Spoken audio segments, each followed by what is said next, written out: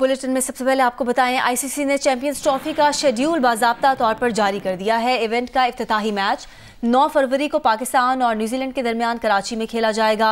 Event में शामिल 8 टीमों को 2 ग्रुप्स में शामिल किया गया है। ग्रुप ए में पाकिस्तान, भारत, न्यूजीलैंड और बांग्लादेश की टीमें शामिल हैं, जबकि ग्रुप बी में जनूबी अफ्रीका, ऑस्ट्रेलिया, इंग्लैंड और अफगानिस्तान पर मुश्तमिल टीमें शामिल हैं। आईसीसी चैंपियंस ट्रॉफी का फाइनल 9 मार्च को लाहौर या दुबई में खेला जाएगा। पहला सेमीफाइनल 4 मार्च को दुबई में और दूसरा सेमीफाइनल 5 मार्च को लाहौर में होगा।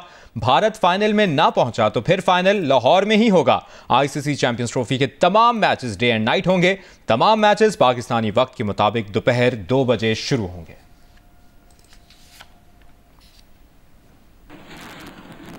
आगे बढ़ते हैं, आपको बताएं, वज़ीर आज़म शहबाज शरीफ ने नेशनल डिफेंस कॉम्प्लेक्स और दीगर कंपनियों पर अमरीकी पाबंदियों को बिला जवाज करार दे दिया है। वफाकी काबीना से खिताब में वज़ीर आज़म ने कहा कि पाकिस्तान का न्यूक्लियर और मिसाइल प्रोग्राम बतौर डिटरेंस दिफाई मकासद के लिए है। जो हम पर पाबंदियाँ लगाई गई हैं, हमारे जो नेशनल डिफेंस कॉम्प्लेक्स और दूसरी जो एंटिटीज़ हैं उनके ऊपर जो पाबंदियाँ लगाई गई हैं वो उसका कोई जवाब नहीं है।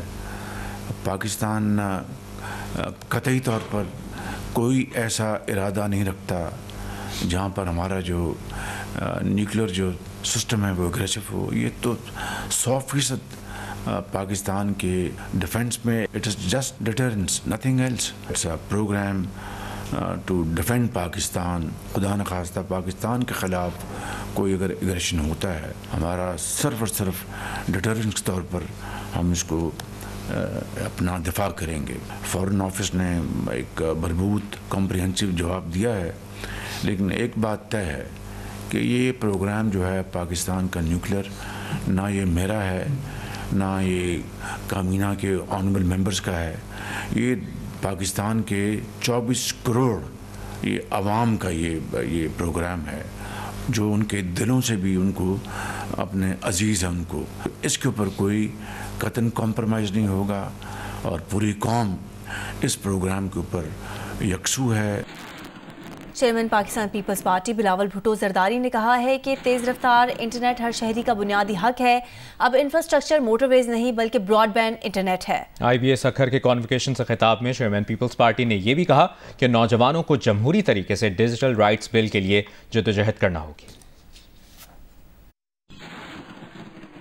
आपका इंफ्रास्ट्रक्चर अब मोटरवे शोटरवे नहीं रहा, हाईवे नहीं रहा। आपका इंफ्रास्ट्रक्चर वो ब्रॉडबैंड है, वो बैंडविड्थ है, वो हाई स्पीड कनेक्टिविटी है, जो ना सिर्फ हम सबको एक दूसरे से जोड़ते हैं मगर आपको दुनिया से जोड़ता है। एक डिजिटल बिल ऑफ राइट्स के लिए जद्दोजहद करना पड़ेगा जमहूरी तरीके से, पुरअमन तरीके से, और हमारे मुआशरे में इसको अपने आइन में या कानून में हमें दिलवाना पड़ेगा कि हर शहरी का बुनियादी हक है कि उनको इस डिजिटल एज में इंटरनेट ना सिर्फ इंटरनेट मिले मगर हाई स्पीड इंटरनेट उनको मिले। और फिर आपसे मैं पूछना चाहूँगा, सारे नौजवानों से पूछना चाहूँगा कि अगर हमने अपना डिजिटल बिल ऑफ राइट्स लिखवाना है तो उसमें आपको equal and equitable access to the internet के साथ साथ आपको क्या चाहिए। मैं आपसे रिक्वेस्ट करता हूं कि आजकल के ज़माने में या सोशल मीडिया के थ्रू ही, मेरा अपना इंस्टाग्राम, मेरा अपना ट्विटर, मेरा अपना फेसबुक पे आके आप हमें मैसेज करें या टैग करें कि ये हमारे मुतालबात है, आप ये भी शामिल करें। वज़ीर आज़म शहबाज शरीफ ने तहरीक इंसाफ से मुज़ाकरात के मुस्बत नताइज निकलने की उम्मीद का इजहार किया है। वफाकी काबीना के इजलास से खिताब में वज़ीर आज़म शहबाज शरीफ ने कहा कि अगर फ़रीक़ैन ज़ाती मफाद को कौमी मफाद के ताबे रखेंगे तो मुस्बत नताइज निकलेंगे। कल हमारी पहली मीटिंग भी हो गई है अपना जो PTI के साथ, जो स्पीकर साहब ने इसमें इनिशिएटिव लिया, उसमें फिर मैंने मशावरत के साथ एक कमेटी कॉन्स्टिट्यूट कर दी। कल उसकी मीटिंग हो गई है। उम्मीद है कि, और मैंने कहा कि जो नेशनल इंटरेस्ट का तकाजा यही है کہ قومی مفاد کا تقاضا یہ ہے کہ ہم اپنے ذاتی مفادات کو قومی مفادات کے تابع کریں، اپنی ذاتی پسند ناپسند کو قوم کی خاطر اس کو ہم قربان کریں۔ یہ ہمارے سامنے ہونا چاہیے ہدف، اور اس کو سامنے رکھ کر اگر یہ گفتگو شنید ہوگی تو یقیناً اس سے میں سمجھتا ہوں کہ ملک کے اندر ایک سکون آئے گا، ملک کے اندر ایک قومی یکجہتی جس کی یقیناً بہت ضرورت ہے، اس کو فروغ ملے گا۔ لیکن اگر کوئی نیت کچھ اور ہے، میں کسی کی نیت کے اوپر شک نہیں کرتا، مجھے پوری امید ہے کہ یہ دونوں پارٹی جو ہیں پی ٹی آئی اور حکومتی پارٹی مل کر کوئی ایسا حل نکالیں گے جس سے کہ پاکستان کے بہترین مفاد میں اگر ہم فیصلے کریں گے تو انشاءاللہ اس کا ملک و قوم کو بے پناہ اس کا فائدہ ہوگا۔ Chairman P T I barrister Gohar نے کہا ہے کہ بانی نے مذاکرات کو خوش آئند قرار دیا ہے۔ اڈیالہ جیل میں بانی پی ٹی آئی سے ملاقات کے بعد گفتگو میں بیرسٹر گوہر نے کہا کہ بانی پی ٹی آئی سے سول نافرمانی تحریک پر کوئی بات نہیں ہوئی ہے۔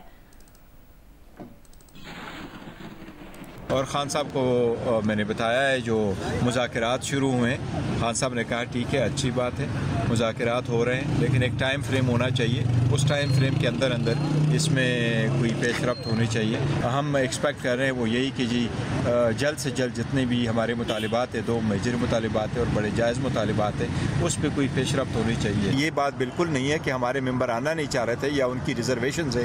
اب 2 تاریخ کو انشاءاللہ تعالیٰ یہ سارے لوگ موجود ہوں گے اور انشاءاللہ ہم ڈیمانڈ جو ہے وہ بھی ان رائٹنگ سبمٹ کریں گے۔ انٹرنیشنل ہم نے ڈسکس نہیں کیا، البتہ خان صاحب کی ہدایات یہی ہے کہ جو پاکستان کی فارن پالیسی ریلیٹڈ ہے یا فارن ورڈ سے ریلیٹڈ ہے اس پہ عام لوگ کوئی بات نہیں کریں گے۔ مطالبہ تھا خان صاحب کا کہ اگر مذاکرات شروع ہوتے ہیں تو سول نافرمانی کی تحریک ہم واپس لیں گے، اس پہ کوئی بات نہیں اس پہ بات نہیں ہوئی، تو خان صاحب کی وہ ہے اس پہ بات نہیں ہوئی ہے۔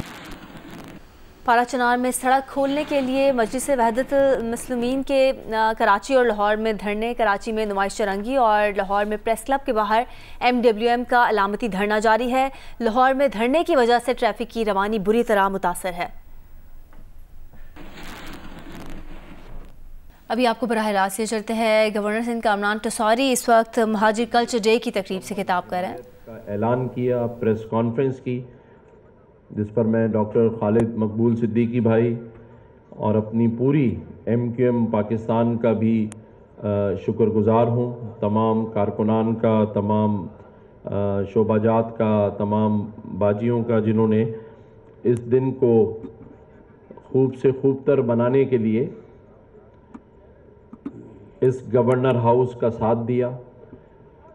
میں یہاں یہ صرف بتانا چاہتا ہوں کہ جہاں ہم نے تمام ثقافتوں کو اس گورنر ہاؤس میں جگہ دے کر ان کے دنوں کو منایا تو یہ اس بات پر یقین تھا کہ یہ ساری ثقافتیں مل کر پاکستان کو، بات پر یقین تھا کہ یہ ساری ثقافتیں مل کر پاکستان کو اپنے اس وقت کے معاشی اور معاشرتی بحران سے نکالنے میں اہم کردار ادا کریں گے انشاءاللہ تعالی۔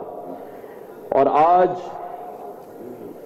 ایک آغاز بھی ہے، جب تاریخ لکھی جائے گی اس گورنر ہاؤس کی تو یہ ضرور لکھا جائے گا، اور یہ سعادت اللہ تعالیٰ نے مجھے دی اس شہر کا ایک مہاجر بیٹا ہونے کے ناطے، کہ میں تاریخ میں اپنا نام لکھواؤں کہ مہاجر ثقافت پہلی بار ریاستی سطح پر اس گورنر ہاؤس میں آفیشلی منائی جا رہی ہے۔ تو میں اس پہ اللہ تعالیٰ کا شکر گزار رہوں گا۔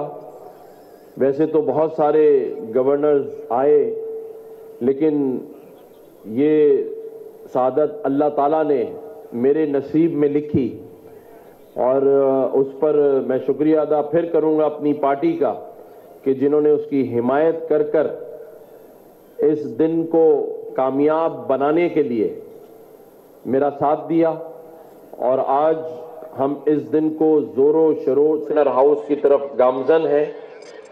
आज Muhajir सकाफत governor Sindh Kamran Tessori Muhajir सकाफत के हवाले से तकरीब से खिताब करें।